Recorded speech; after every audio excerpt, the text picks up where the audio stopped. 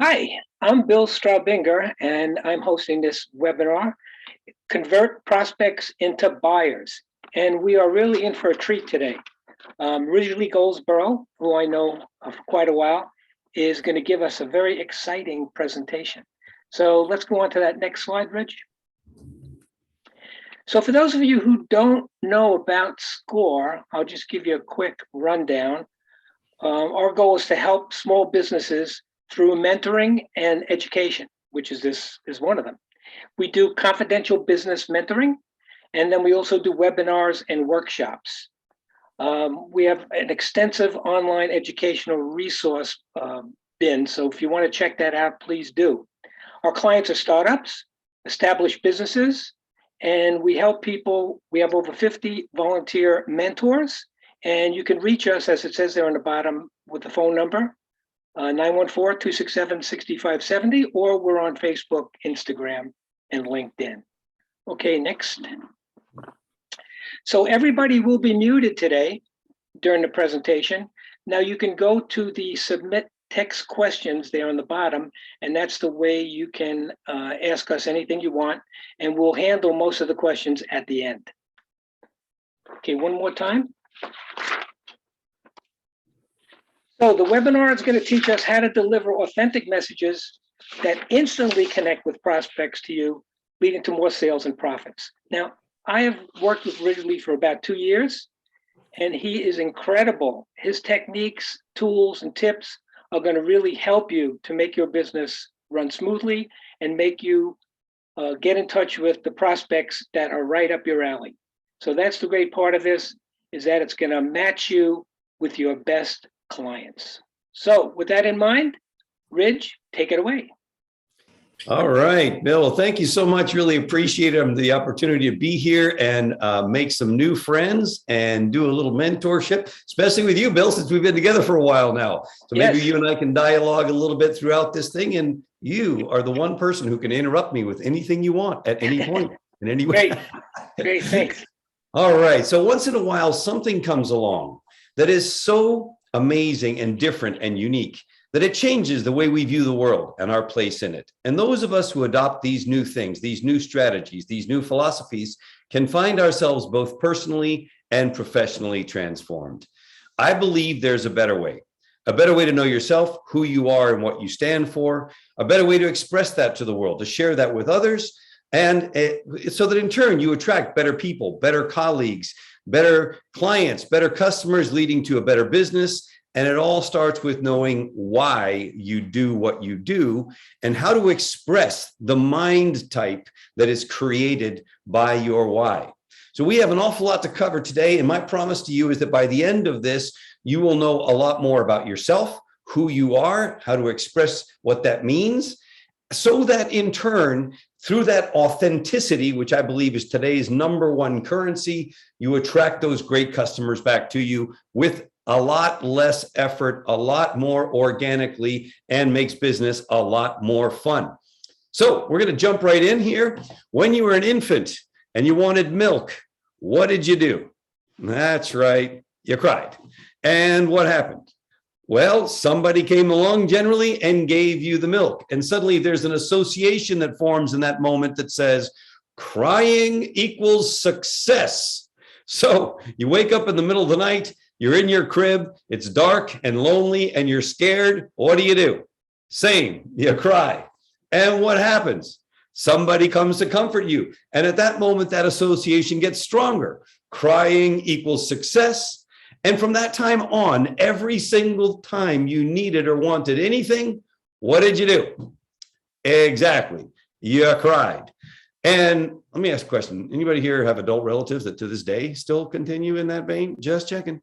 Okay, so for those of us who have more enlightened caretakers or parents, after a while they say, hey, Bill, you can't just get whatever you want by screaming, but you still have wants or needs. The wants or needs don't go away. So you have to do something else. You have to take some other action to get your needs and wants met and get back to that space of success. And in that repeated action, we can discover why you do what you do and the mind type created by your why. Now, how does this work? Because it's a little complicated. So let me break it down. So crying doesn't work anymore. You have a need or a want. You try something different and it works. And a tiny little filament of belief is created in that moment. You have a different need. You try something else. It doesn't work. You discard that action. You try a third thing. That doesn't work either. You discard that action too. You go back to the first thing that did work and you try it again. And it works a second time. And another tiny little filament of belief is created and wraps around the first one. Now, one or two tiny filaments are not going to hold up a whole heck of a lot.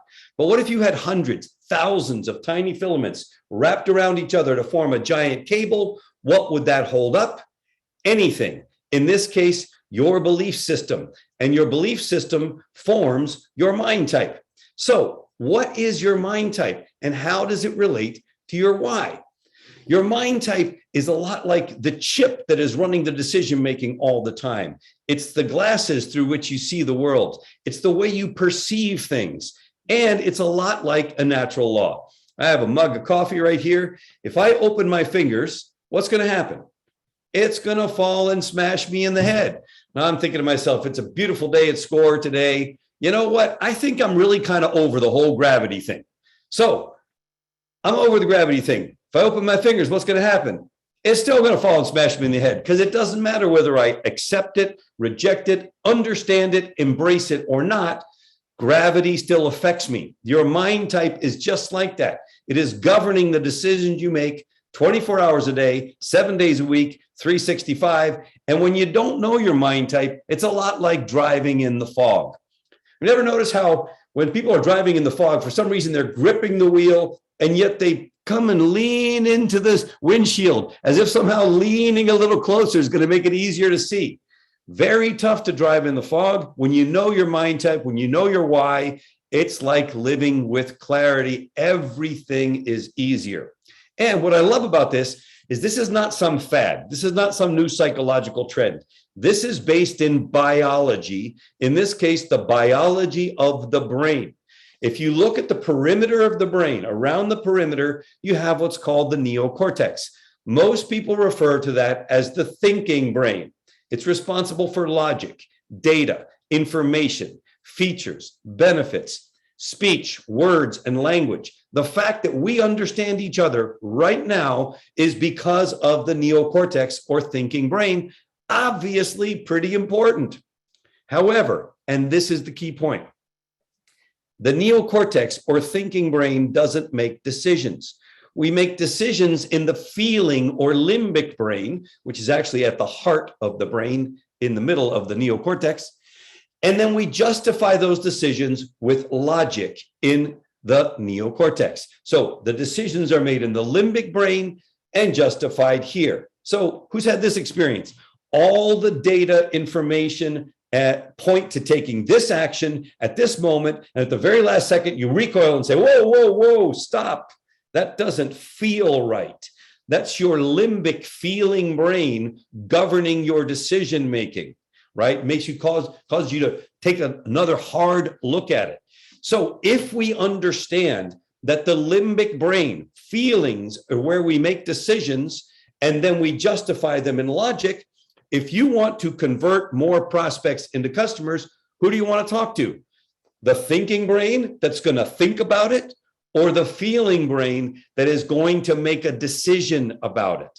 Obviously, you want to speak to the limbic brain. And if you learn the brain biology and how to do this, you are going to get way more decisions made in your favor, including the super important decision of buying your product or your service. In order to get those decisions made in your favor, you must talk to the decision-making part of the brain. Logical, yet most of us don't understand that.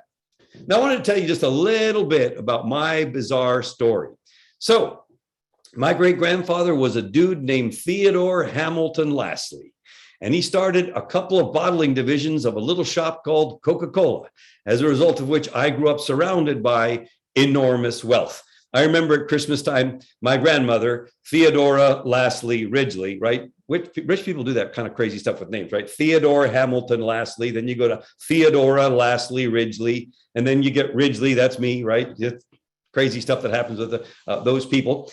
So my grandmother, Theodora Lastly Ridgely, we called her Gaga, would send her chauffeur, Thomas, and he would pick us up in a black stretch Lincoln Continental limousine, and we'd roll towards Gaga's house, and then we'd turn onto Ridgely Avenue. Obviously not named after me, named after my grandfather, Doc Ridgely, George Goodwin Ridgely, nicknamed Doc, who, when I was 1 day old in the hospital, walked into the hospital room. My parents had named me Nicholas Goldsboro after my dad, and Doc Ridgely held me in his hand and said, "He will be called Ridgely." And that was the end of that, because nobody was going to argue with Doc, the patriarch of the Coca-Cola fortune. So anyway, on to Ridgely Avenue we turned. We rolled up the Ridgely Avenue, up the hill to the top of the hill where my grandmother's mega mansion called Dreams Landing was, walked through the foyer, said hello to all the people that worked there, and stepped into the great room where my grandmother held court.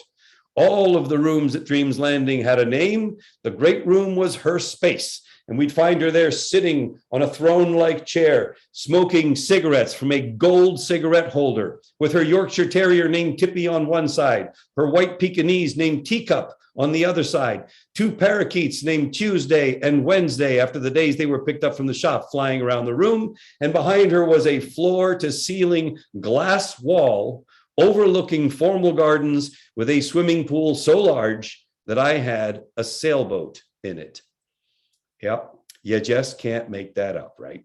So we'd walk into the great room, give my grandmother a peck on each cheek, and within about 10 to 20, maybe 30 seconds on a good day, she would say, "Run along, children. Your gifts are in the playroom." And she would kick us out of the great room like we were a piece of trash. Because in Gaga's world, children were to be seen, but not heard. And you know what? We were happy to leave. She was weird. Pew! Down the hallway, we'd run into the playroom where there'd be this mountain of gifts all picked up by Thomas the chauffeur. And with so little love or emotion attached to any of them, we'd rip through the boxes, throw the toys into the corner, and use the cardboard to create castles and forts and tunnels, because the imagination of a child is so remarkable. But it was still weird. Why does my grandmother not want to play with us? Why doesn't Gaga bake cookies or brownies or something like other grandmothers? Why is she so strange? And it shaped the way that I view the world in the same way that your experience shaped the way you view the world and helped to create your mind type. So when you know your mind type, when you discover your mind type, you understand why you think the way you think, why you speak the way you speak, why you do everything that you do, and you do nothing without a belief. Your beliefs drive everything. Your beliefs create your mind type, how you view and act in the world, and your mind type is a manifestation of your belief. Think about it. You wouldn't get out of bed in the morning unless you believed it was better than staying under the covers. You wouldn't eat unless you believed it would fill your belly, take away your hunger. You certainly wouldn't come to work unless you believed you were going to be rewarded. Your beliefs drive everything, and you are so powerful. Your mind type defines you. You have a superpower, a strength that makes you unique, a gift. You also have a kryptonite, a weakness or challenge that, if not managed, can hold you back. If you know both, you can maximize your superpower and minimize your kryptonite. Excuse me. And that's the idea here. So take a look at these. See which one feels the most like you. I'm about to describe the 7 mind types. Okay, here we go. I'm going to go through them one by one. And your job is to simply see what resonates best with you. See what feels right. You don't have to overthink this, because again, we're dealing with the limbic or feeling brain. No need to overthink in the neocortex. Excuse me. What I'm going to do is walk through these one by one. You might want to jot down which one feels the most like you, or which couple feel the most like you. Don't worry, there'll be lots of ways in which you can find out exactly what you are a little bit later. Here we go. Number 1, the giver. The giver is the person that loves to make a difference, add value, have an impact. They want to contribute as however they can to others, to those around them. Their superpower is causes, and they love to contribute to causes large or small, whether that's bringing donuts and coffee to the team at the office, to changing the destiny of a nation. Obviously, we want a lot of givers in this world. So, what is the kryptonite of the giver? Well, the giver wants to contribute as much as possible. They love to say yes when asked for favors, and they have a hard time saying the no word just doesn't want to come out of their mouth. As a result of which, the kryptonite of the giver is overcommitment. They end up with way too much stuff on their plate from saying yes to so many things, end up stressed out because they can't do it all, or things fall through the cracks. So if you have a team, don't you think it'd be a really good idea to know who the givers are? They're the go-to people, but they're also the people who might say yes to too much and not be able to do it all. All right, number 2, the connector. The connector is the person for whom bonds and relationships are everything. They do what they say they're going to do. They show up when they say they're going to show up. They honor their commitments at all times because trust is their superpower. And they will go to great lengths to prove that they can be trusted and demonstrate their trustworthiness. My wife, for example, is a connector. And I can tell you, if she tells me that she's going to be home by 7 o'clock and has not called or texted to say she's running late by 7:15, I'm calling the police, because there's no way she would not have either called or texted or been there, because trust is everything to the connector. Now, what is the kryptonite of the connector? Well, the connector is so determined to demonstrate trustworthiness that they'll do the extra, then the extra, then the extra, then a little bit further to prove that they can be trusted. The first extra takes any of us from being ordinary to becoming extraordinary, something we can all aspire to. But all the other extras, they just make the connector nice. Oh, that person's so nice, always going the extra mile. And waste is the kryptonite of the connector. They end up wasting a lot of time and energy that could go toward their goals or dreams, trying to prove that they can be trusted. Number 3, the problem solver. The problem solver is the person that takes in lots and lots of data at warp speed and makes sense out of it. They love to clarify things. They love to simplify things. They love to break things down and figure stuff out, come up with options, alternatives, possibilities. For the rest of us, their superpowers, solutions. Now, solutions, they love to figure things out, but they need the data. So, have you ever been speaking to somebody when all of a sudden they get the dumb look? Like, you know that they're there, you know that they're alive, you see them periodically blink, but there's kind of like nobody home. Ever had that experience? Sure, that is likely a problem solver that doesn't have enough data for their brain to keep figuring things out. So their kryptonite goes into paralysis. Paralysis is the kryptonite of the problem solver, and it happens when they don't have enough information. Now, my primary mind type is the problem solver. And I remember after fight number 642 or 837 between my mom and my dad said to my mom, "Why don't you just go? You're not happy here." And aided by the vast wealth of my grandmother Gaga, off we went. My mom grabbed me and my 2 little brothers, and we took off for Europe, where I grew up, settled in Switzerland. And all was fine for a while. About 2 years into being in Switzerland, all of a sudden, my mother's diaphragm collapsed. It would no longer work. She could not breathe out. So she could breathe in, and then I had to take my hands and put them under her chest and push so she could get the breath back out. And she'd breathe in, and I'd push to get the breath out until the ambulance came, took her away, and left me and my 2 younger brothers wondering if we would ever see her alive again.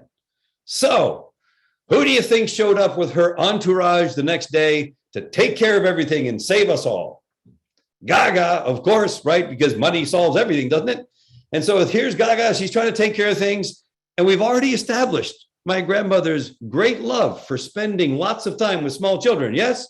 So we knew this was not going to last. And literally within a couple of weeks, Gaga's like, "I'm out of here." So she hires a guy to take care of my mom, who now had to spend 6 to 8 hours a day on oxygen tanks. And back in those days, there were those big, huge ones, right? That weighed 110 pounds, not like the little things you have today. And so I couldn't move them around. I was 8 years old. So this guy goes to work for us and he's moving all the stuff around, and everything was good and fine for a bit until the nature of the relationship changed between my mom and this guy. They decided to get married. He became my stepfather, at which point things went dramatically downhill because he was a violent alcoholic and he used to like to beat up on me and my little brothers. I remember he'd say, go out and play, be back at 6. And at 5 minutes to 6, we'd be standing outside the front door, waiting for the bells to ring 6 in the steeple in the town square, just so that we could stay outside as long as possible, not come in 1 minute earlier than necessary to have to face him, nor were we ever a single minute late, so as to incur his wrath and risk a beating. And when I walked through the door, I had about 10 seconds to figure out, is he drunk? And if so, how drunk? Is he angry? And if so, at who? And what do I need to do to protect myself and my 2 younger brothers from his belt? Anybody here think I can turn that off? No. And forever it has plagued me. I've got to make sense out of things, got to figure stuff out, got to clarify this situation. Are we okay here?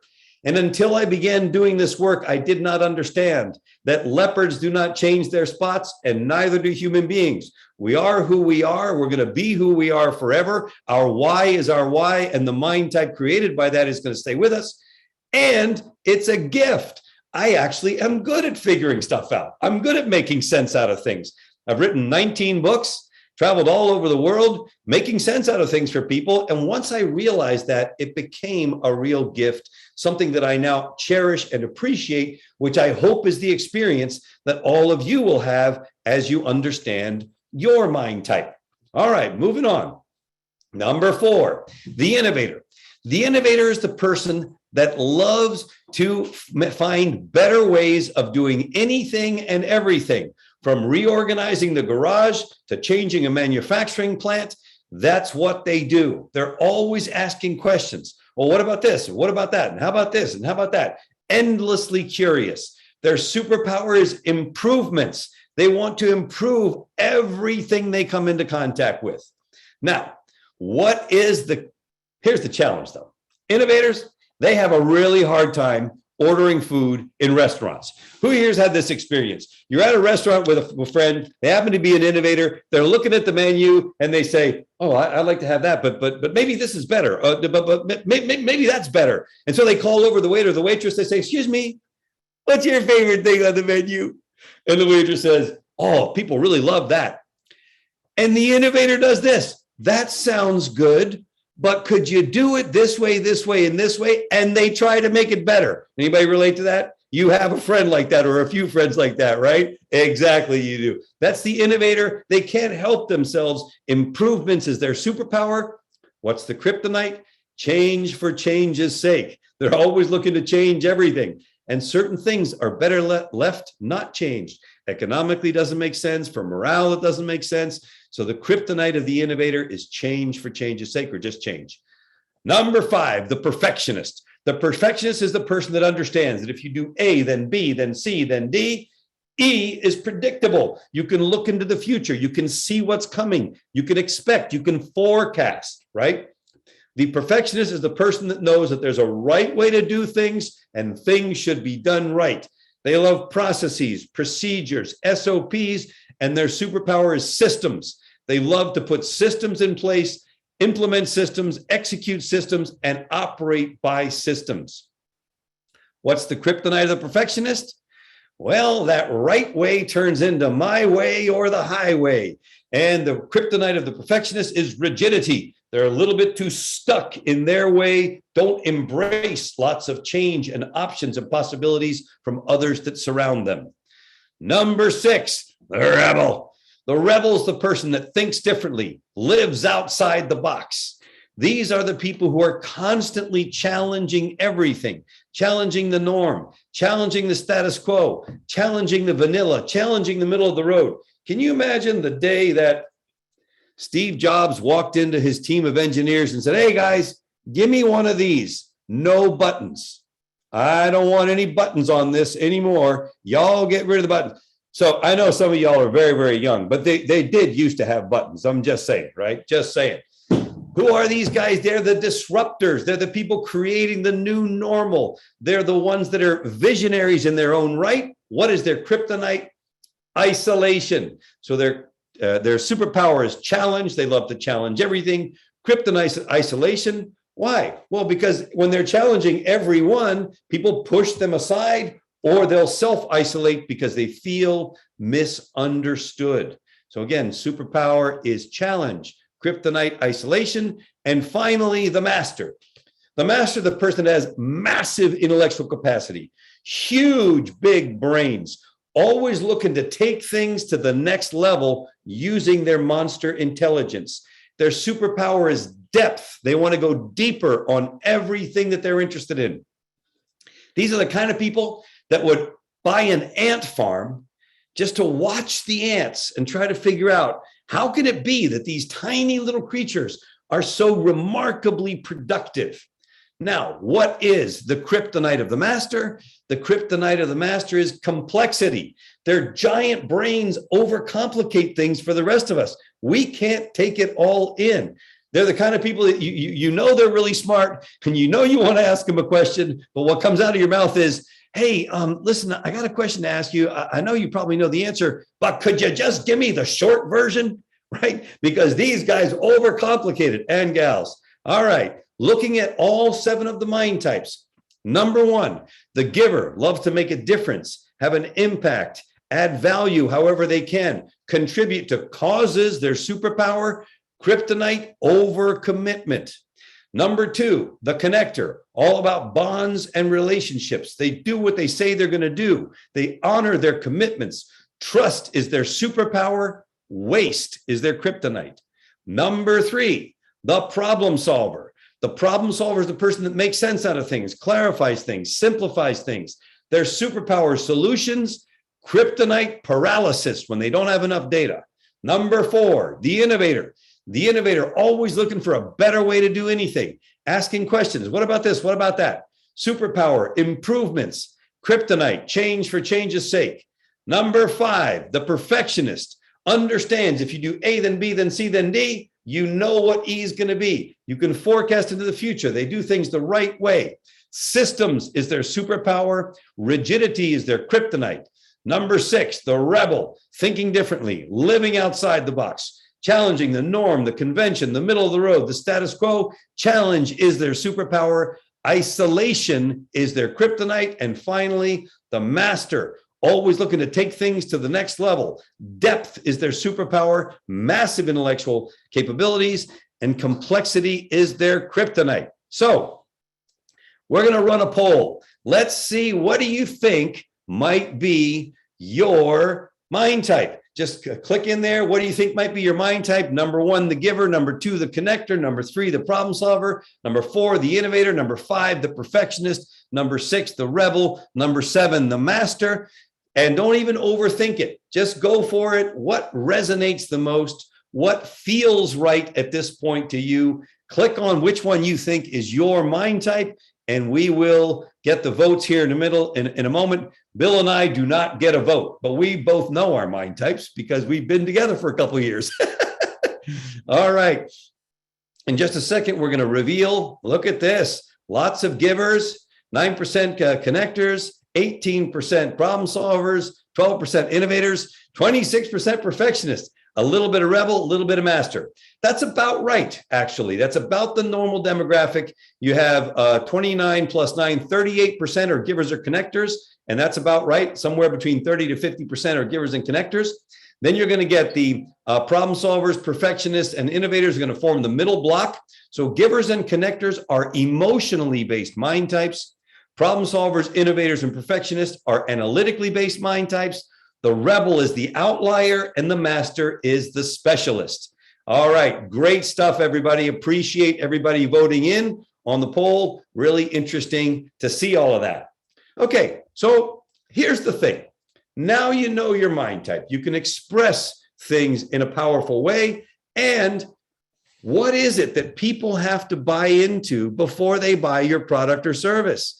I'll tell you what it is. You. They have to buy into you. They have to feel like they can trust you. Trust is the number one reason anyone buys anything. It's not the price. It's not the quality. Trust is the number one reason. If someone trusts you, if they feel like you're the right fit for them, then they're going to buy your product. They're going to buy your service. So how do we create that connection? What do we do to establish that trust? What you need is to create an authentic message, a message of who you truly are, so that people can experience you and say, wow, I get that person. That really works for me. I resonate with who they are. And then, oh, by the way, you need to share that message with your prospects so that they have the opportunity to experience that connection. And when they do that, they're going to be attracted to you. They're going to trust you. They're going to buy your products or services. How do we know this for sure? Because biology always works. We're using brain biology to convert more prospects into customers. Think about it. When you're freezing cold, it's wintertime right now. When you're freezing cold, what do you want to do? Warm up. When you're starving hungry, what do you want to do? Eat. Not sometimes, not most of the time. Every single time you're cold or hungry, you want to get warm or eat. That's the way it works. So this is biology. So think about it. If you could speak biologically if you could speak to the biology of the brain, use it to talk to the limbic brain where decisions are made. Think of how many more decisions you would get made in your favor. Again, to reiterate, including that super important decision to buy your product or buy your service. So let's take a look. Let's take a look at an example of limbic messaging. And I want you to notice how you feel, not think, as you experience this message. Check it out. Here we go.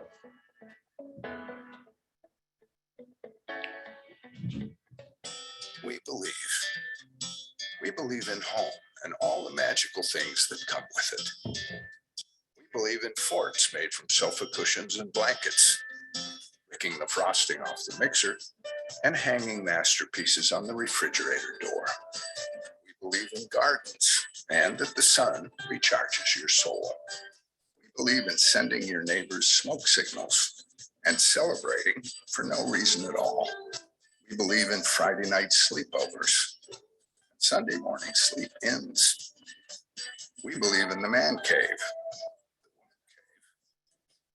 having a lock on the master bedroom door. Finally, we believe your home really is your castle, and that our calling in life is to find the one that's perfect for you.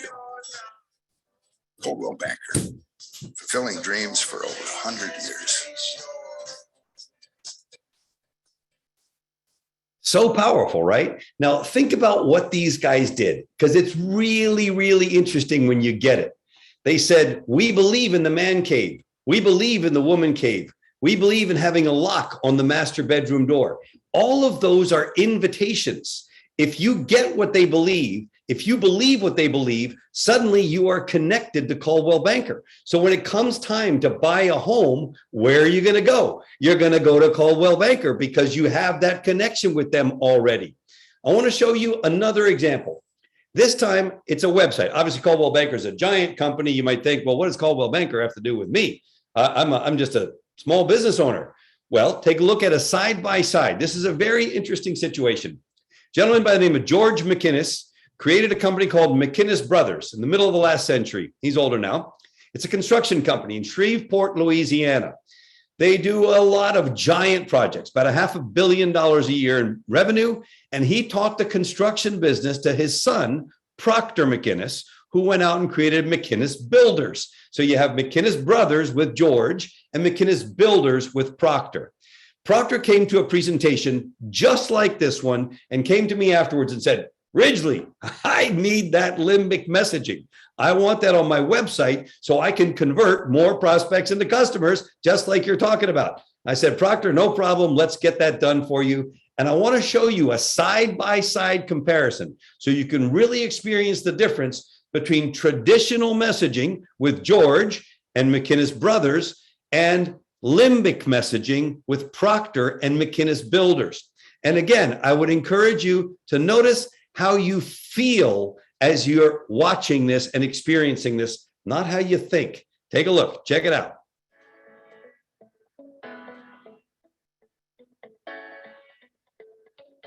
This is George's website. Traditional messaging like every other construction company site.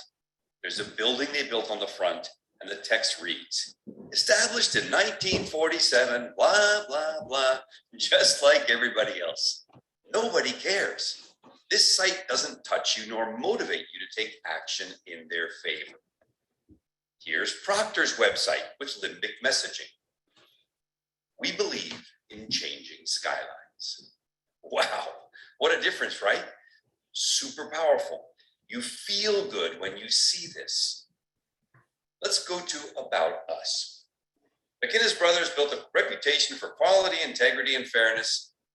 Watch what happens when you say the same thing using limbic messaging. Procter. We believe in doing the right thing when no one is looking.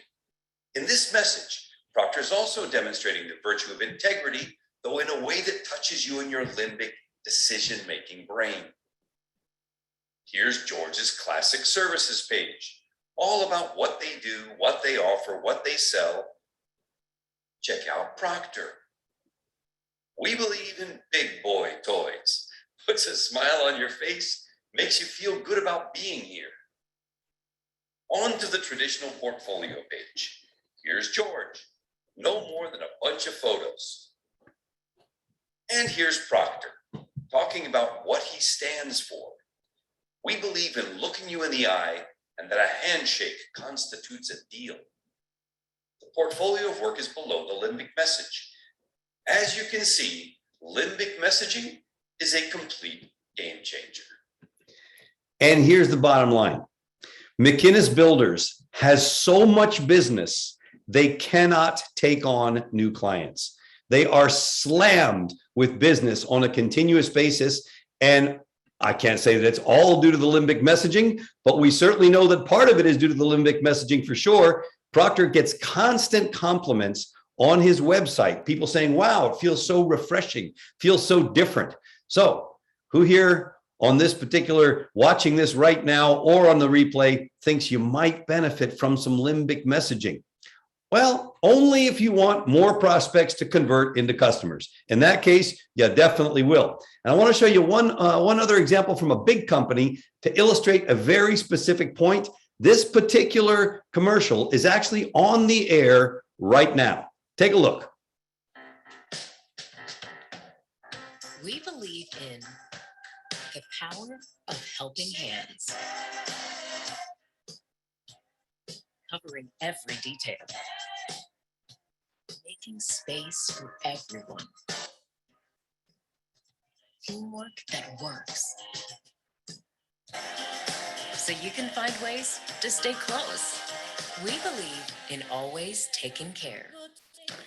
Right. So now think about that.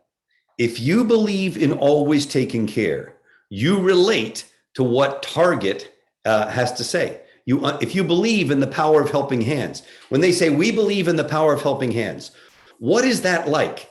It's like an invitation into that belief system. It's like they're saying, do you believe in the power of helping hands? Oh, we must be connected. We must have that connection with each other. Here's where it becomes so critical, and everybody can relate to this. You're driving home from work or you're out and about on errands. There are three places you could go to get something. You believe in the power of helping hands, and you've seen the commercial. There is no way you're going anywhere other than Target. There's no way, because they touched you in your limbic brain. Excuse me. They got you to experience that moment of connection. And when you need something that they have, you're going to Target. So how would you like your prospects or your customers to go, there's no way I'm going anywhere other than to Bill Strauminger, because he gets me, he understands me. And all Bill did was express his authentic self, his genuine self that issues an invitation right? That's what it's like. I want to show you one last video of a before and after. So this is an insurance law firm in New York, very close to where you guys are, in Westchester, out on the island, actually, just a little bit out on the island. And this is insurance law. So take a look at what it looked like before, classic, traditional, legal stuff, versus with limbic messaging. Check this out. Here we go.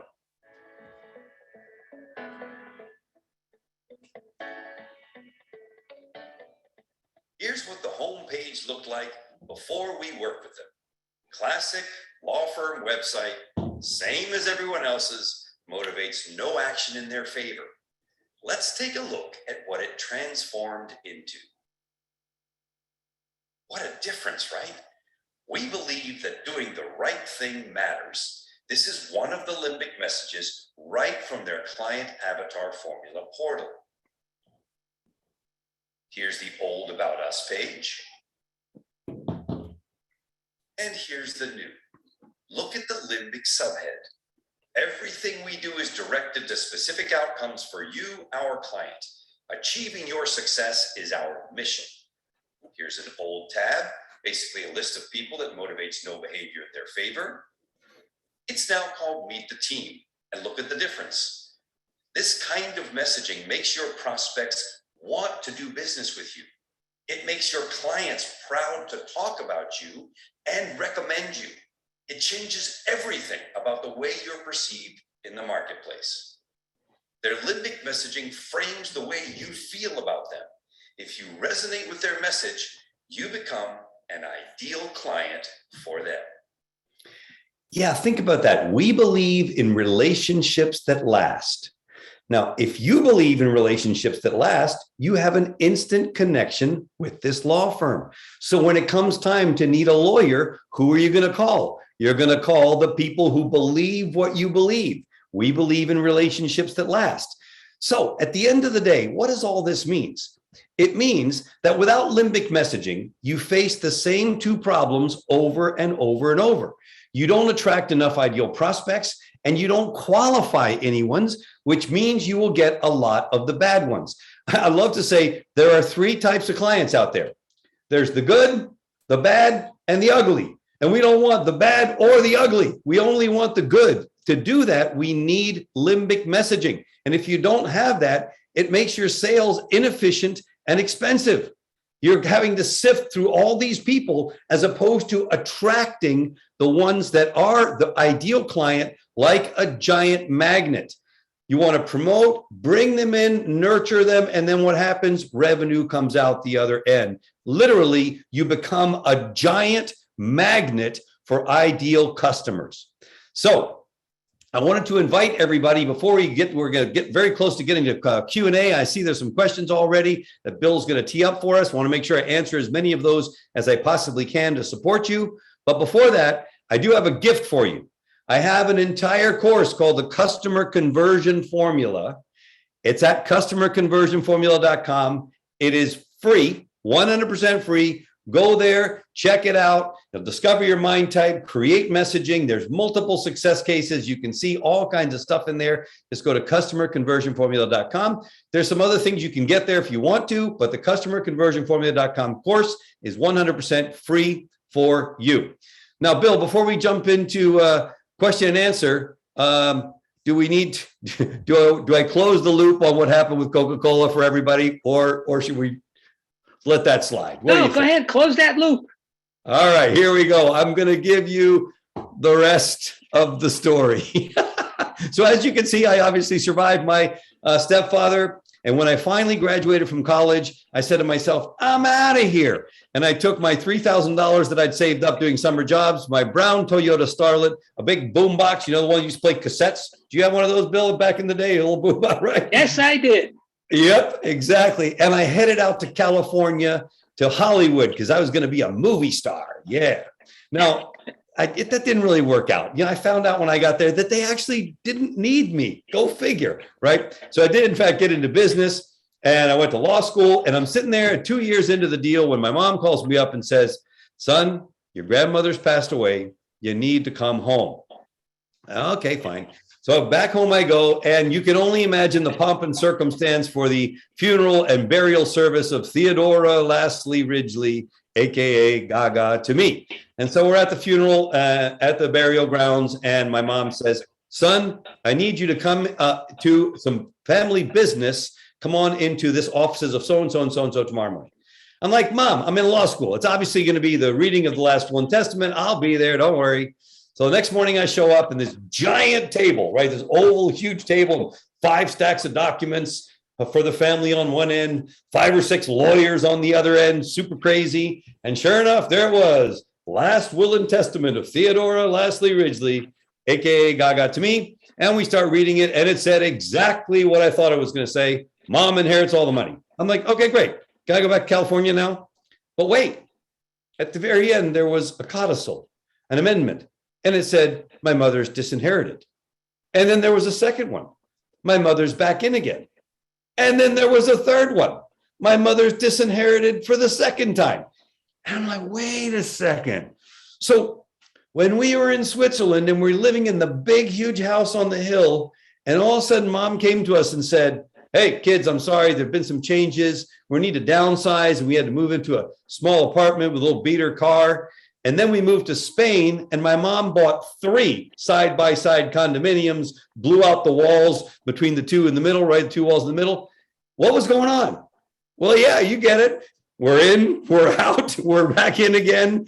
And then she was out, and my grandmother died and took the Coca-Cola fortune to the grave, where it still sits today, 39 years later, because my grandmother was such a control freak that when my mother stopped obeying her and towing the line, my grandmother cut her off and cut her out of the estate, cut her out of the will, and made so sure that my mother wouldn't get anything that actually the trust does not break until my mother dies, at which point my siblings and I will inherit the Coca-Cola fortune.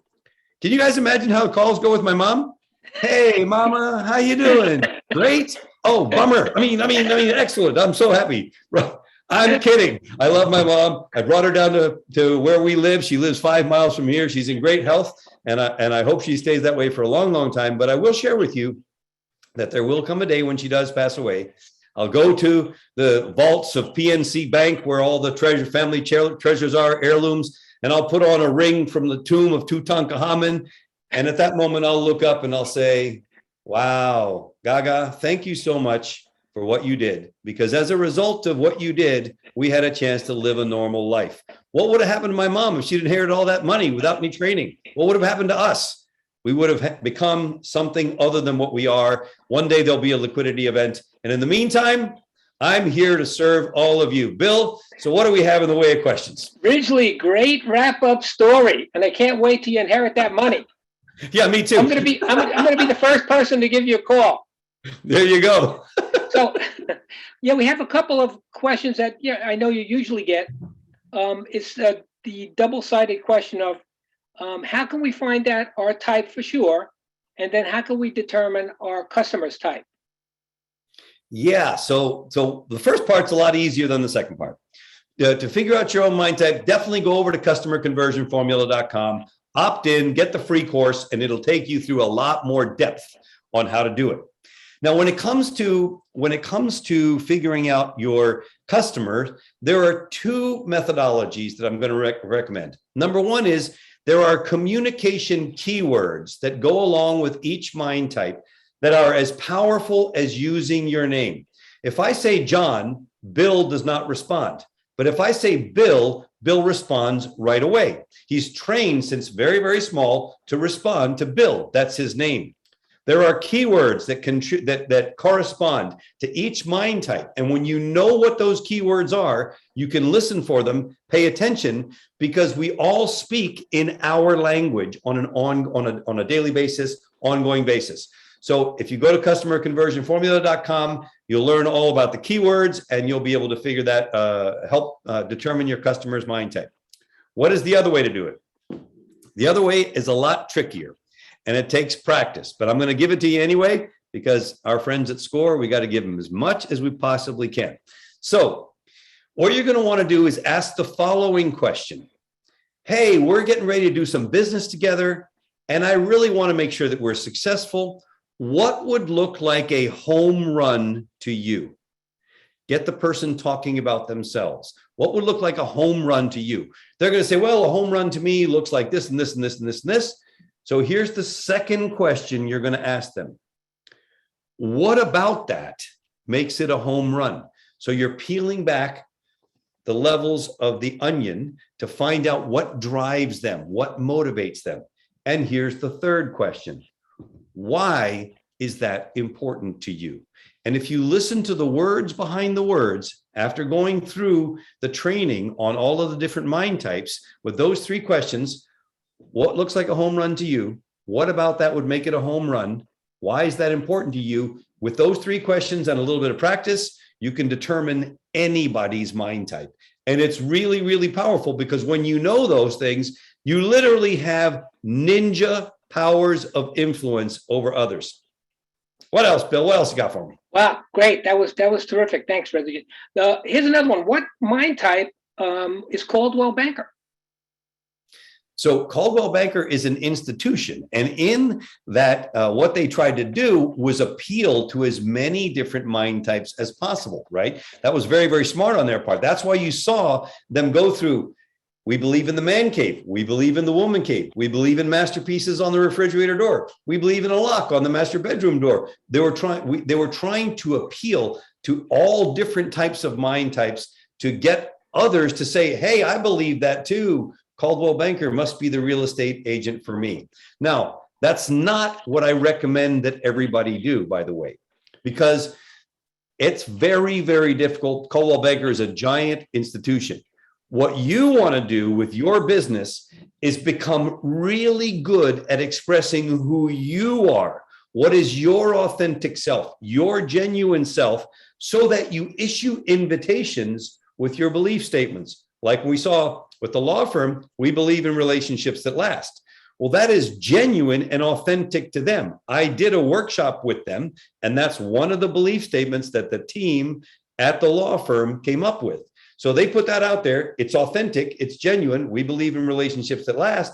Yet it also acts as an invitation to everyone who believes in relationships that last to move in the direction of that law firm. Notice that what's happening as you're going through a website that is full of limbic messaging and you see things that you agree with, that resonate with you, internally you're doing this. You're nodding your head yes. In other words, that business is inducing a yes state, so that when it comes time to say yes to their product or service, you've already been predisposed to say yes through the limbic messaging. That's why this is ninja effective. You have these crazy powers of influence by inducing a yes state, touching people in their limbic brain. It's a complete game changer. By the way, I have one more secret to share. Can I share one more secret? Please. All right. There are 3 top rules to marketing and messaging. Rule number 1, it's all about them. Rule number 2, it's all about them.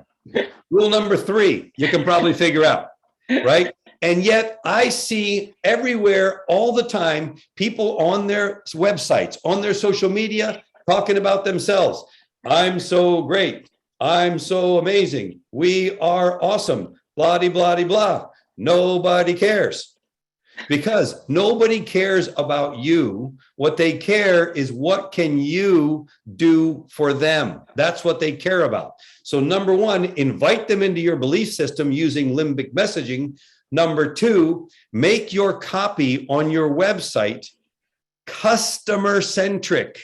Speak to them, not company centric. Nobody cares about your company except you. Nobody. They care about what you can do for them. So speak to them. Make the message on your website about them, not about you, and you will get more conversions. In online marketing, there are basically 2 things. There's only 2 things to online marketing. Number 1, how do people find you? Number 2, what happens when they do? Number 1 is called traffic. Number 2 is called conversion. Limbic messaging and customer-centric copy will give you a massive edge in conversion and getting more prospects to become your customer. Great. Here's one that, again, I know you get a lot. In your limbic messaging, do you always have to start with "we believe"? No, there are a number of ones. I use "we believe" almost always because it's the easiest. And it's also the easiest. Remember, it has to be authentic and genuine to you. So I want to come up with something that's easy for you to use. "We believe" is one. "You deserve" is another one. How about this? "You deserve excellent service." How does most people feel about that? I'll tell you how you feel about it. You go like this: that's right, I deserve excellent service. So when you land on a website that says "you deserve excellent service," you immediately agree and feel and resonate with that entity, whatever it may be. Here's another one: "because something matters." And by the way, all of these are in Customer Conversion Formula, so go get the course for yourself. So because the environment matters, because your success matters, because your health matters, because whatever matters. So those are three different ways of doing limbic messaging. "We believes," "you deserve," and "because something matters" are three examples of different formats that you can use that will work effectively. One more is a person asked, and they have two different types of customers. They have like the mom and pop shops and corporations. And how do you deal with the two different target markets, target audiences? So obviously that's a complex question. I get it a lot though. Here's the thing. Human beings make decisions. We're warm-blooded mammals and we travel in packs. So the thing that's important is for you to become super good at expressing who you are. What do you believe? Then when someone lands on your presence, whatever it may be, social media, sales funnels, or website, which is most often the case, then you can have silos. For example, I have a client that's in real estate, and they deal with institutional people like banks and investors. They deal with construction people, and they deal with tenants. So in their slider at the top of their website, they have 3 or 4 limbic messages about what they believe. And then right below that, in like little silos, they have investors, builders, tenants. And they funnel people down into whatever it is that those people need. But at the top, it's still about them. It's about their authenticity, their genuineness, and how good they are at expressing that so that they connect with the people who land on the site, no matter what demographic you are. Great. Okay, and just I'm going to put two of them together as our last question here. Do you offer website reviews? Do you offer one-on-one mentorships? Who and where can we get some help with limbic messaging on our website? Okay, that's a great question. I do that a lot. So just send an email to support@customerconversionformula.com, support@customerconversionformula.com, telling us what you need, and we will find a time to talk. I'm always happy to help people. We talk about SCORE and mentorship and how powerful that is. I believe in being a mentor. I routinely give out my cell phone number because I know most people don't call, but I'm available. I'm happy to help. So just send an email to support@customerconversionformula.com. It'll be routed back to me and we'll figure out a time to get together. Happy to help. And all I can say before we wrap up is Ridgely is an unbelievable resource. So please, customerconversionformula.com. Free stuff that's going to really help you out tremendously. So with that in mind, and the free gift, go look at that. I'm going to leave it there, and I'm going to thank you, Ridgely, for another great presentation.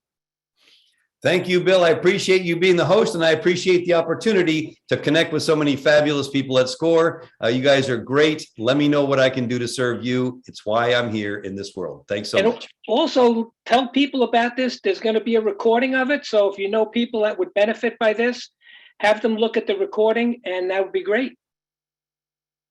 All right, guys. Appreciate everybody. And final words. Thank you. Thank you, Ridgely.